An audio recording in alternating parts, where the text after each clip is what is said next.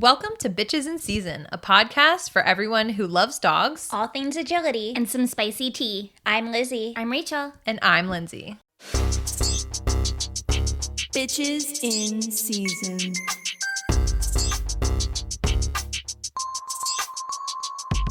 Episode 2, what do these bitches do? We're going to get into it, but we always want to start sometimes with timely topics, what's going around, and this time it's something a little heavier, but I still think it's worth mentioning. We've been seeing more posts than usual of really amazing competitors struggling or, grieving because their dogs have gotten sick or passed away or gone through a really bad injury, and it just reminded me to hug my dog tighter. What about you guys? Oh my God, 100%. People say there are sports dogs and we got them to do sports, but they are first our pets. Right. Yeah. My dogs sleep in my bed. Yeah. They share everything with me, every part of my life with me. Last year, I flew 7 times with Vision to various events. Yeah. And he's my travel buddy. He's my best friend. He's my partner in life. Oh my God, that sounds so bad. My husband is. But we are childless dog ladies. Yeah, we are. Yeah. And I think for me personally, I feel so, weird and sometimes naked without my dog. True. Both of my dogs are everything to me. And without them, I would really feel lost. Yeah. So and these posts are hitting me. These are not just anybody or some figurehead out there. These are people I know, people I've been on teams with, and I've seen met personally their relationships with their dogs behind the scenes, how much they invest in them both as pets and as competitors, and it's really been breaking my heart to see these posts. And I think many of them too. Yeah, the only good thing though is sort of the uplifting part of it, right? The people who are there for them, donating to GoFundMes, the agility community and just the dog sport community in general is there's so many of us, and I feel like in our area specifically there's a lot of very supporting, uplifting people, and we have a really great agility community. Have a strong community. We do, and I'm really, really grateful for that. I love where we live, and I love that our community is so strong and so close, and we lift each other up in hard times. So we're lucky to have this dog world, and hug your dogs a little tighter today, and thank be grateful them for them. They're just jumping over plastic. It makes me think how could I ever be mad at my dog How for could anything I ever ever be mad at Cassie for biting me? It's a thing where it's they don't know that they didn't get the ribbon. Right. Yeah. They're just I showing know up. that we didn't get the ribbon, but they don't know. They just had the best time of their life. Right, running around with their best bud. Yeah. So that's our little message for the day. Hug your dog. And let's talk about what sports we've done. So we kind of got into this in episode 1. A little bit. We making touched it on clear it. that we obviously all love and bonded over agility. But let's talk about where you started, what sports you've tried, and what made agility stick for you too. Rachel, you want to start? Let's go. So obviously I got Chessie in the hopes that she would be the perfect sport dog. Agility was my focus, but I knew I wanted to try other things with her as well. Wait, did you want agility to be your focus because you saw Lizzie doing agility? Yes. Okay. And you thought it looked cool and fun? Amazing. It was my goal. I wanted to be a top competitor. Are you a competitive person? Naturally? Oh, yes. 100%. Rachel is so competitive. 100%. Yeah. I knew I wanted to be the best. I knew I wanted to be the best. Okay. I am so lucky that she happened to be the way she is. No, I am lucky. I knew I wanted to do agility mainly, but like I said, when I first got her, I put her in all the things. I put her in scent work. I did rally with her. We dabbled in barn hunt. We did some fast cat. We tried to get her off the dock. She would not go. We did try to get her off the dock. We even put her on the dock with Obi in hopes that she would see Obi jump off the dock and follow him in. Is it the jumping or the swimming? The jumping. It's the jumping off the dock. She loves to swim. And everything I've asked of her, and this was the one thing that she was like, I am not doing this. And not I was going to do it. Why would I make her try? It was that's fine. Did you ever think of competing in rally? But then, okay, so when we first started rally, it was classes to do as we were doing agility foundations and just supplement. Yeah, because it was a low impact sport and she was still a puppy. Yeah. So it was something that I could do. Did you like it? I did, yes, because she was good at it too. Yeah, she was so good at it. And I think that's why I enjoyed it so much is because the instructor was like, "How old is she?"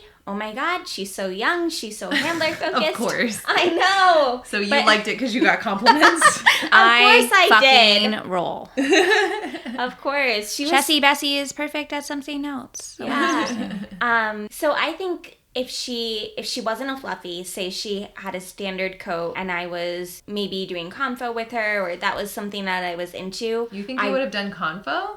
Yes, That I surprises do. me. Yeah, I do actually. If she was a show dog, I think I would have tried it for sure. But I think I would have gotten into rally. But I'm not going to matches. I'm not going to dog shows. I'm only going to agility trials. Oh, because they do rally at dog confo shows, yeah. Yeah. Okay. And then you obviously have tried dock diving together. Is that what you were talking about? Like you tried getting her to we go did, off the dock. we tried, and she was like, no, and she loves to swim, but didn't people want to don't jump. realize, and side note, people don't realize how scary it is to dogs to like look into that pool because they can't see a bottom. Like it's just clear. Yeah.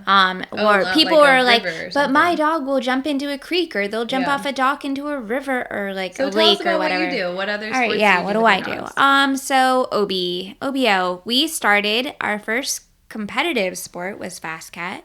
He got his BCAT pretty quickly. We didn't first start trialing in AKC. Our first trial was USDAA, and then we quickly went into AKC, and then we started dock diving. We tried barn hunt, and then I got Cassian, and I did confirmation with him. And I wasn't planning on doing confirmation with him. I specifically got him to do agility and to be a sport dog. But my breeder was like, he's developing nicely and he's turning into a nice dog and you should try it. Our first show, I met the junior handlers who have his dad at a show in New York, and that was the first dog show I ever did. And he took first, and then he took like a puppy. At his first show? Yeah, puppy group, and then I was like, That's well, how I'm you hooked. got addicted. Yeah, and I got like 3 that's ribbons dangerous. in one. That's like the worst yeah. thing that can happen to you is to be In successful one your first show. And I was like, okay, I'm gonna continue to do this because obviously he's pretty. And how do you feel about it now, Lizzie? I do not like it. I don't like it. I don't enjoy being it. honest about it. Yeah. It's not that fun for me. And there's people out there that are like, I love dog shows, and I don't know why. But you've learned so much from it. You're like really good at grooming. Yes. Yeah. Yeah. And there's the grooming, you definitely like that's. And you were all self-taught, like Yes, YouTube, yeah. and that's why like Lizzie's groomed Vision for me before big events, and you do a really nice job Thank for you. someone who's entirely self-taught. Yeah. I enjoy it when I win, but it is a very political sport. There's just no way of getting it is political. I feel like it would be hard to lose and not know why. Yeah, and that's what bothers me. When I don't even get glanced at and I have a video and I can clearly see the judge didn't even glance in my direction. That's really hard too. Like in agility, it's like I know what I need to go back and work on and train. I can it's see the clear. gaps or my I know what I did handling wrong. your teeter's broken or they dropped a bar. Yeah, and like you know what you can do better next time, and it's objective in most senses instead of being subjective. Yes. I've gotten 1 major and 10 points on Cassian, so he is 5 points away from his championship in AKC, which I've done all myself. That's really admirable. Yeah, thank you. So and for a while you were like, I am going to finish him myself. I think I might actually put him on a handler for the last major. He basically needs 1 more major and then he's done. And I don't think I'll do it past that. Well, you were having like a tough time last fall of like really trying to invest in it, and it just felt like over and over again. Yeah. So I did learn that our area is very competitive, and we do have a lot of pros in our area, and it's one of the hardest areas to do confirmation. Professional handlers. Just a side note. So it's the hardest because of that, and the breed. It's popular. So I think that I am going to put him on a handler for his last major. And maybe, who knows, he'll get a 4-point major and I'll need to get 1 more point. And then I can say that I have finished it myself. Oh, but, cute. I think my strengths are performance sports, and I don't think there's anything wrong with that. They're professionals for a reason. I think I always say to people, specifically about agility, but I always say like, are you having fun and is the dog having fun? And if the answer to either of those is ever no, then you should reevaluate what you're doing. Yeah. And it was really obvious to me, and I hope that I wasn't negatively influential, but I was like, why are you doing this? You're know. not having a good time. I wasn't having a good time. But like, I do know that he doesn't hate it. No, like, no, he doesn't. I don't think that. No, he loves getting treats and being told he's pretty and being touched. Like, he loves when He's people the pet center of him. attention, Yes, he loves that. But the handler that I do think I'll put him on, he knows her. It's not a stranger to him. I would never put him with a stranger. So I feel comfortable. And I think, It's a good choice. Yeah. All right, Linz, go ahead. Oh, well, I mean, I don't have that much to say other than I definitely did Confo as a junior handler, like I said, probably when I was like 11, 12, 13, and it was fun. Like, it was a fun way to be involved with dogs, but it wasn't for me, and like, I didn't like etiquette part of it. Like, I remember, especially for juniors, it's all about like how the person is handling, really not the dog. And I remember, I'm all nervous and I'm thinking about all this stuff, and then I got like dinged because I was the first one in line, and I like didn't ask the person behind you me if they were ready. Yeah. And it's like little stuff like that that feels like charm school etiquette and not like really a sport to me. And I don't know, it wasn't that fun. I don't think I ever thought I would go back into it, but I knew that I wanted to like train my dog and like keep doing stuff with my dog when I got my first French Bulldog, but I didn't know quite what. And I think I said last episode that I thought I would do maybe competitive obedience with her, because I am competitive and you I like are sports. So competitive. Oh, am I? Yes. Oh, well, that's really funny. Funny. I mean, I always did sports growing up, and I was never like the best at anything. Like, I'm like athletic enough, but I would always be like second string or like second best at everything. So I feel like agility, I really hit my stride, and it's just so much fun. Like, to me, nothing compares to the fun of doing agility. I agree.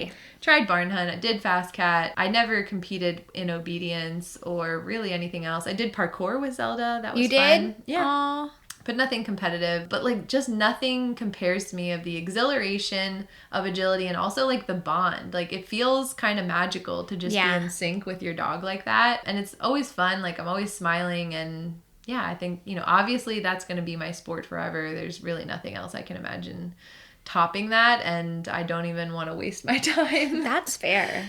And I respect that. Yeah, thanks. So we wanted to talk about like, where did we start doing agility, and how have our goals and interests evolved over time? I feel like I'm constantly evolving. Like, if you even asked me what my goals were 2 months ago or a year ago, they would be different than what they are right now. So that's another fun part of this sport, is that there's so many ways to do it. And be successful. Right. Yeah. For every single person. And like, we're going to have opinions here today, and we're going to have hot takes. But at the end of the day, it's like, what makes you happy? What's fun for you? What's fun for the dog? Yeah, the dog. And I might have like, oh, I don't want to do this organization anymore. But at the time, it was fun for me, and I found success there, and that's what makes it a good time. I don't know. Who wants to talk about, like, where did you start? What was your first trial? Lizzie, you said you did USDAA first? Yeah, so our first trial was USDAA, and I specifically did that because OB didn't have great weaves, and in their beginner courses, there's no weaves. So jumpers. Yeah, we did jumpers and gamblers. He got first place in the runs, and it was so exciting. And then I never did another USDAA trial up until last August, actually. Why? I started doing AKC. Somebody in my class was like, do AKC with me. And so I did, because I didn't really know anybody except the people in my class. Yeah, it says how you can be so influenced by like your friends or your peers to decide what organization you're going to do trials at. So I did a lot of AKC, and we failed a lot. I think OB was in open for like almost 2 years. Oh my God. Yeah. I mean, they call it open purgatory. Yeah. I mean, well, first of all, we shouldn't have been trialing when we did first start trialing. And then second of all, OB bit me a lot. So we had a lot of struggles. But so I did a lot of AKC. I also started UKI. And then OB was actually way more successful in UKI than he was in AKC. I think because he is a bigger dog, and striding wise, the courses are a little bit more flowier. And also when you started, he was doing 20 inches. Yes. Yes, he was. Oh, correct. Yeah. So when he was just turned 3, we found out he had hip dysplasia. So I did actually knock him down a jump height. So I lost 2 Qs in open, and then we had to kind of restart. So that didn't help us at all either. So now he jumps performance 16, preferred, yep. select, whatever you call it. He does. Yeah. So Rachel, where'd you start? You got to watch Lizzie's evolution. I did. Our first trial was actually AKC. We did jumpers and we did a time to beat. Oh, was it? Or was it? I think it was either fast. fast or time to beat. It was one of the games, one of the AKC games. Because we were still working on contact obstacles, but I knew that I wanted to trial her to figure out where her gaps were. And, I talked to a bunch of people, and I was worried about trialing her too early, but people were like, you're going to make mistakes. It's going to be okay. And honestly, she was like, so good. She of course. Oh my God. She was so good. Her weaves are what got us in the jumpers. So I knew we had homework. We had just started our weaves, but everything else was just so good. And so we started out with It's so interesting how some people are like, you're going to get judged for doing it too early, or you're gonna get judged for not doing it early enough. Like, people are like, just do it. I was so nervous, and I was also going off of Lizzie's experience as well. He wasn't ready to trial, and I was like, I don't know, Chessie's ready. Like, you hear about, the trial experience. I'm pretty sure I told you it couldn't have been worse than the first trial. That is true. You did, and you were a big influence to sign up for that first trial. But people were like, "We're class and we're fine," but then in trial experience, they just zoom or they get so distracted, and I was worried about that. So we signed up, and she didn't do any of that. She's never zoomed. She's never been distracted. She's never done any of those things. Has she ever done anything wrong in her life? Sometimes, but mostly no. I think it's mostly you. Yeah. Yes, it is. That's true. Definitely me. So our second trial is actually a CPE trial, which is another great venue for people that are just starting out, trialing, having a first dog, trying to get aware of what the trial environment's like. It was a great way to not do all the contact obstacles, and it was still a really great welcoming experience for us. And then we continued on in AKC. We did a little bit of UKI, a teensy little bit, and mostly focused on AKC. She flew through AKC in less than a year. You had a big goal to get your mock. I did. Westminster. Yeah, so we had a really big goal to get our mock, and we were doing great. I mean, she has 8 double Qs. She got all of her points. If we wanted to go to NAC this year, we could have gone. I became your friend. Oh no. And then I had an influence of hey, your dog is really great. She's really drivey. She's really focused. You're fine, but I'm okay. dog is great. She has potential. So I had some friends, mostly Lindsay, influence me to say, hey, you should try out the Open this year. The U.S. Open, the UKI U.S. Open. Yes. And I was like, I don't know. She's like, you can do it. It's going to be so fun. It's just a really fun experience. And then I had another friend that said, hey, you're going to the UKI U.S. Open. You should go to the ISC Championship that's being held for the first time ever, as it was a month beforehand. It would be really great experience, very large courses, very technical skills. It was in North Carolina, so it was a short drive away. And I was, fuck it, let's do it. And we made it to finals. We got 4th in a really hard A3 run. I met a friend. And that was it. So mid last year, your goals completely changed. Let's run clean and double Q every weekend to let's hard push courses. Ourselves to do international style courses. Literally a light switch flip. It was that quickly. I haven't done AKC since August of last year, and we've only done ISC and UKI. And that doesn't mean you're not going back. Nope, we are. Yeah. I still have a really big goal of getting my mock, but that goal is a little bit down the ladder now. It's not the ultimate goal, it's just a goal. And my goals with Chessie are to just do as well as we can, to perform well, and so that's kind of where we started, where we're at, and what we do.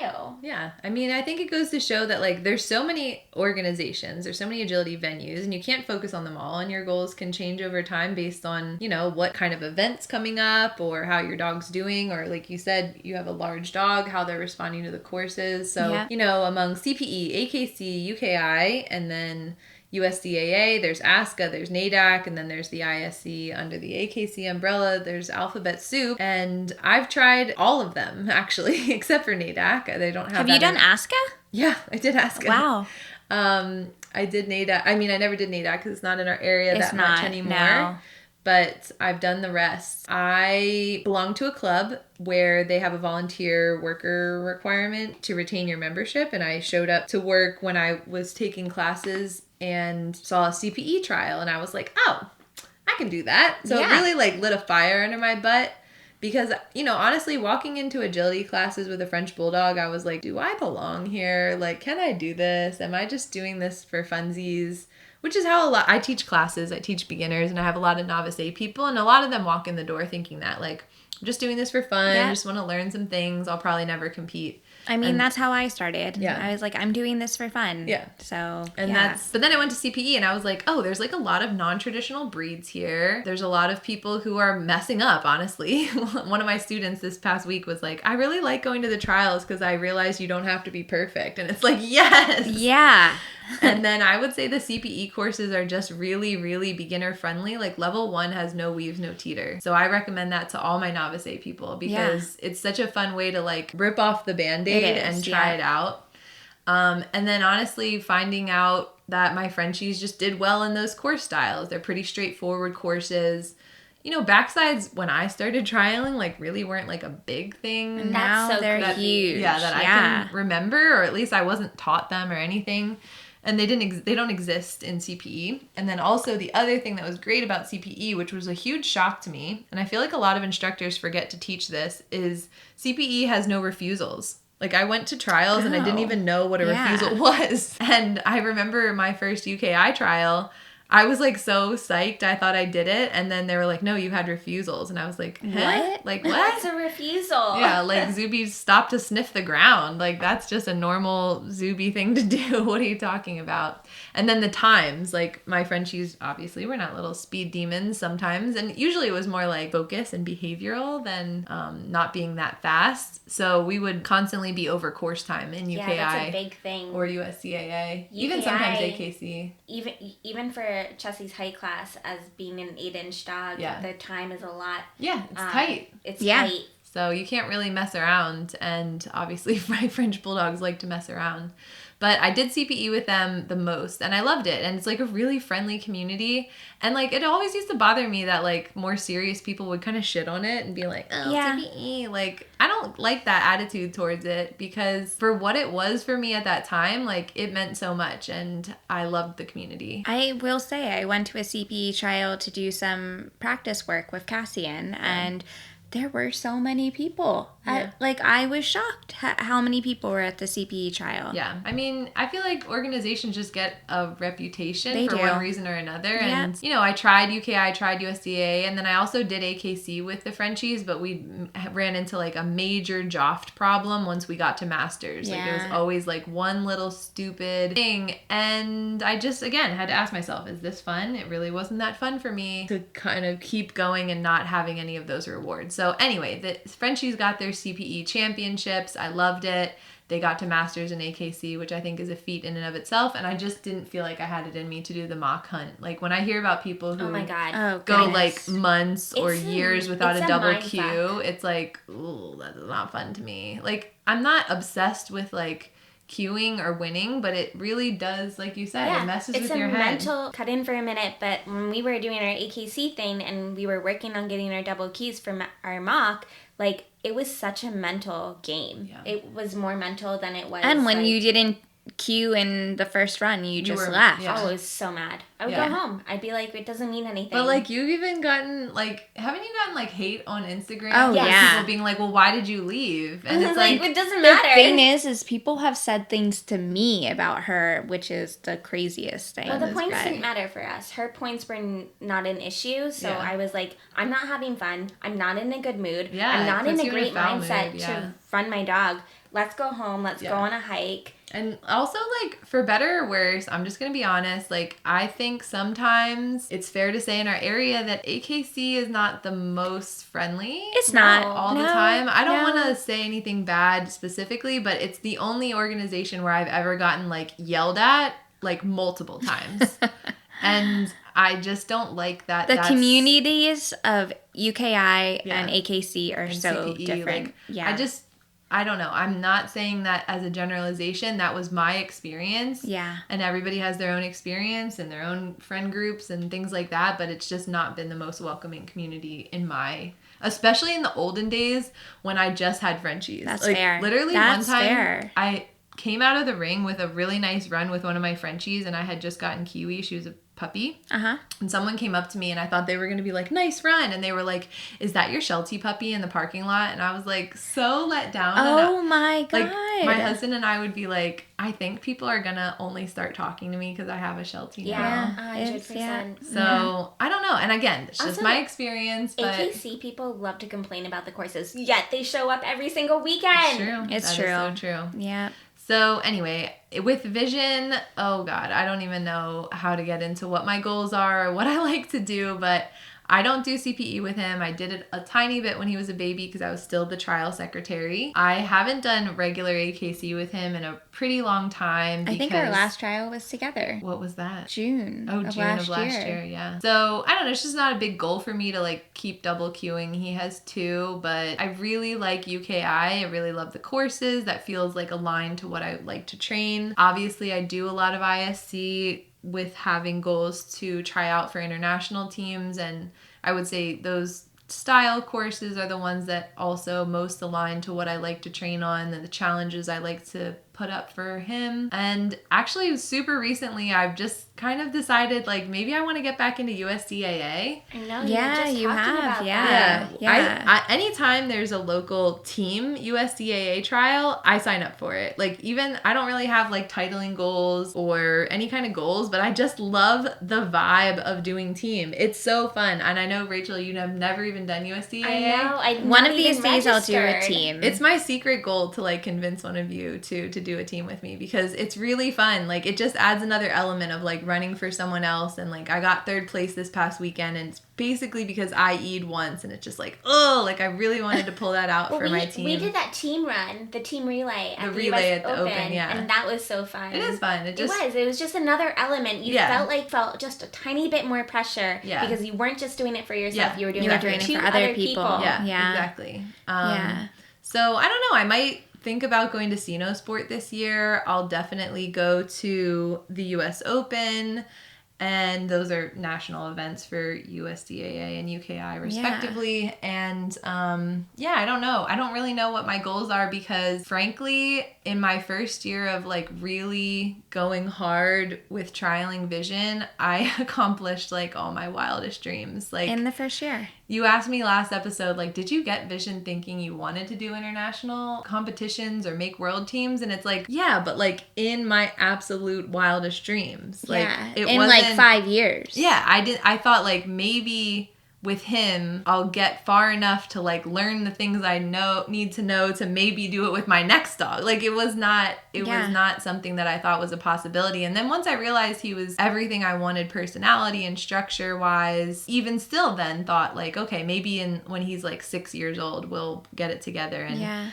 you know, when he was only 2, we made the WAO team, and when he was still only 2 when we made the AWC team too. So crazy. Wild, and it just puts me in a position where I'm constantly reevaluating like what do I want to do and what's fun for me is fun for him too. Like am I, focusing on things that are taking away from us having fun? Like I'll be honest, I'm not going to go to AWC tryouts this year, and that was a big decision for me. That was huge. We talked about that a lot. Yeah, it's still hard. I still feel like, I don't know, do I even have time to change my mind? but that's fair.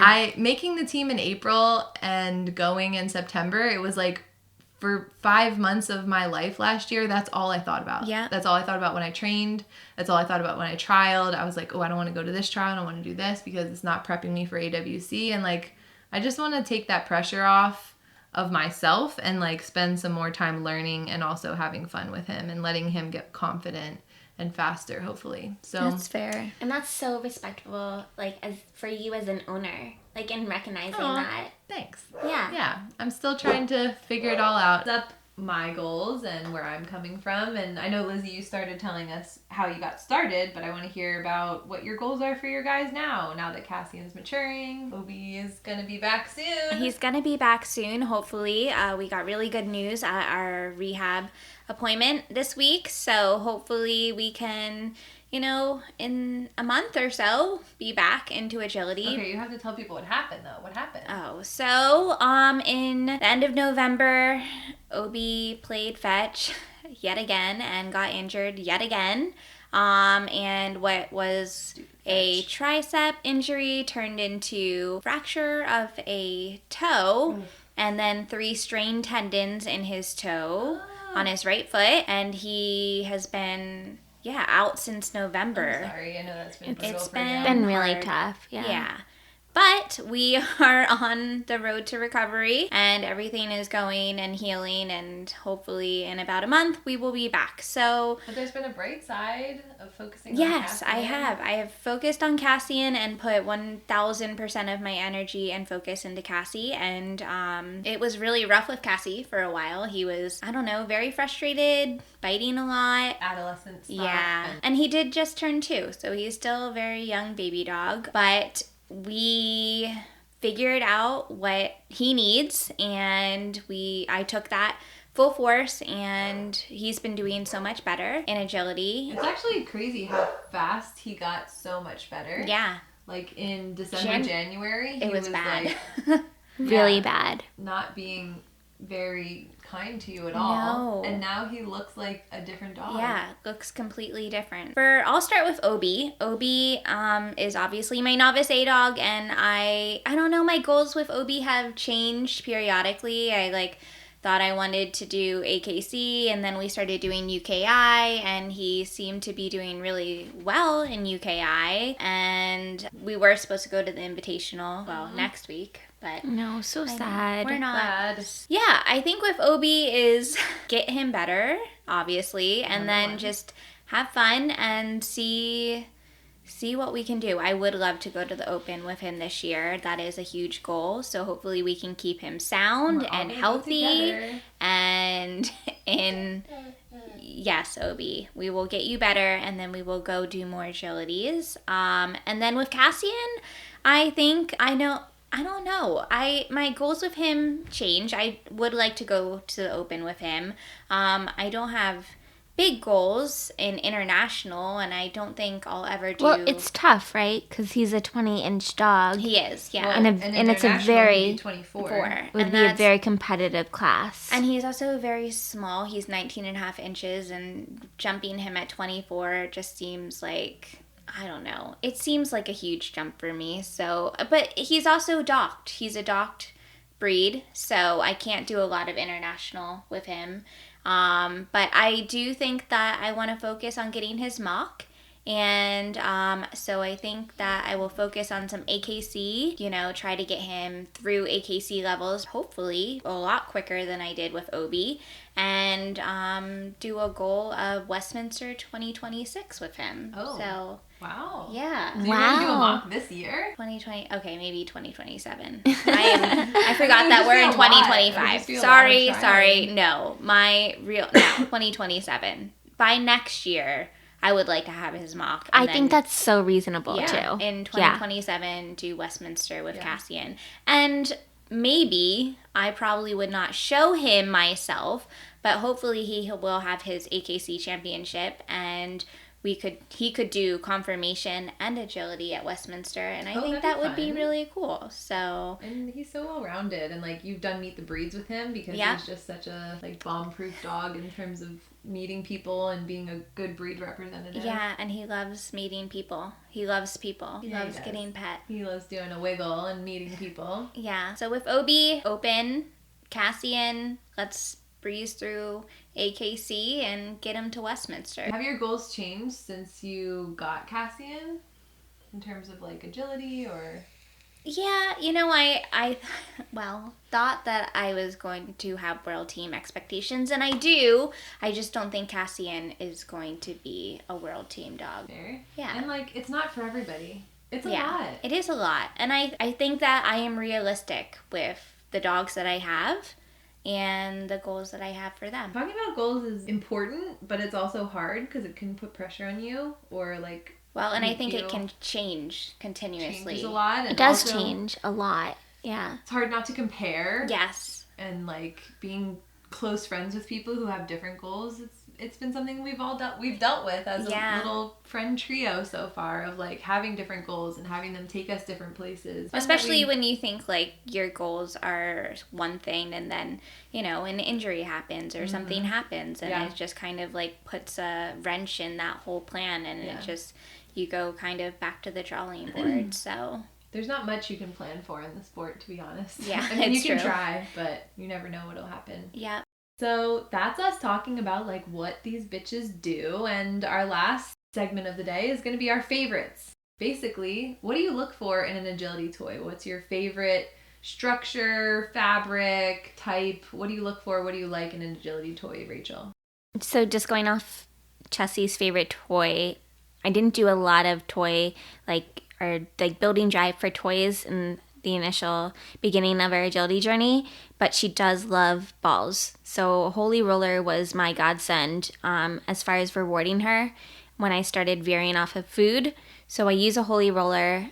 I've also learned that she really loves real fur and like sheepskin specifically. So I guess my ideal toy would be something that involves sheepskin and a Holy Roller. But that's my dream, I guess. Something that's ball-shaped and easy to throw, for her to catch. Not something super tiny, and something that involves sheepskin or like real fur. That is like her ultimate dream. I'm a big real fur girl. I find like a lot of dogs that I teach or have worked with or even Vision, like he was not a good tugger and I really had to work hard at it, and real fur kind of ignites that. So I always recommend real fur. And then I like something with a bungee, something with a handle, and sometimes a ball or Holy Roller at the end, although Vision tends to rip those up. But it was not an easy journey for me to get him to be a really good tugger. But he is such a good tugger now. He loves his toys. He does love his toys. But it takes a lot for a Sheltie that loves food. And I know you said your dogs love food too. Yes, Obi and Cassian are very big into food. So I think for me, for my favorite, dream toy is something that has real fur. I actually just got these pouches that are made of real fur, but you can stick food into them, and they also have a bungee, and one has a ball, and like Cassian loves that. They make everything. Fur and food holder and bungee and ball. That's wild. I know. Fun. So there you go. Our dream agility toys. And maybe we should do a shout out to Tori at Wild at Heart. Oh, yes. Lindsay and I are both, reps for her, and we both have codes, and we love Tori. WildAtHeartPetCompany.com or Wild at Heart on Instagram. She's our favorite and the nicest human. Her and her husband Juan. Yes. And we have leashes from there. We have everything. I have a lot of shirts and sweatshirts. Oh yes, I have so many shirts. Yes. And we love her stuff. So just a little shout out to Tori. And we'll put our codes in our social media posts. So thanks for joining us for episode 2. You made it this far with us. Thanks for being on this journey, and tell us what you want to yap about. Find us on Instagram at Bitches in Season. Yeah, and give us some feedback. What would you like to hear in future episodes? Do you have any advice? Literally anything. Slide into our DMs. Let us know. Do you want to come talk with us on our podcast? Yeah. We'd love to have you. So that's that. We'll release our next episode in 2 weeks, and we'll chat with you then. Bye. Bye.